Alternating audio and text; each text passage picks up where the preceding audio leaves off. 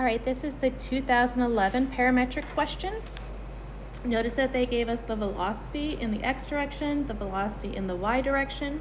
We know at time equals 0, our particle is at 0, -4. This is question 1, so it is a calculator question. Underneath these type of parametric questions, I want you to do y1 is going to be x prime, y2 is going to be y prime, y3 you're going to put y2 over y1, and remember that is the slope.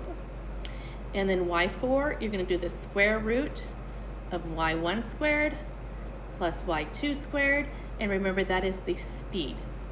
And of course, the distance traveled is the integral of speed.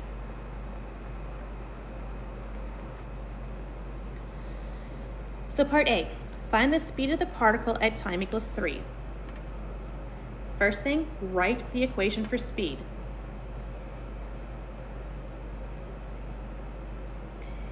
If you go ahead and put the value of 3 inside here, you can go ahead and immediately say that the value is 13.006. Be careful. If you defined speed to be in terms of t, on the next line, do not say that is equal to 13.006. You would have to say the speed at time equals 3 is 13.006. Sometimes they give you points for writing the equation, so make sure you always do that. Please make sure you don't connect things like this to that, because those are not true. It's only true when time is equal to 3. They like to take off points for stuff like that. The second part of part A was find the acceleration vector. We currently have the velocity vector, and if I want the acceleration vector, we're just going to take the derivative of that. And again, this is a calculator problem, so go ahead and feel free to use your calculator. But you do want to say that what we're really finding, I'm going to write this right here, sorry, I didn't mean to go right away. You want to say that the acceleration is going to be x double prime, y double prime, so that for our problem it's going to be 4 and then 2t cosine of t squared. And then you must say that acceleration at time equals 3 is equal to this. Make sure you're showing them that you're plugging something in and you're not just saying this is equal to that, because it's only equal to this value at time equals 0. Part B. Find the slope of the line tangent to the path of the particle at time equals 3. So slope, we know that slope is the same thing as dy dx. But we're in parametric, so the slope is really dy dt over dx dt. So for us, that's going to be sine t squared over 4t plus 1.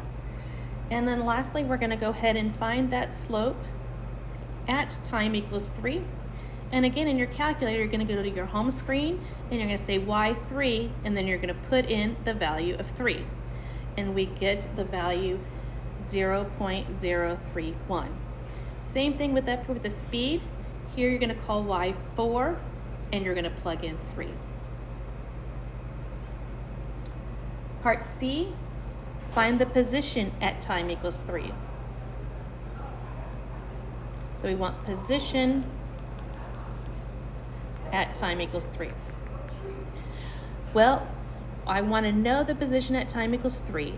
They told me the position at time equals 0, and then we're going to integrate velocity from 0 to 3.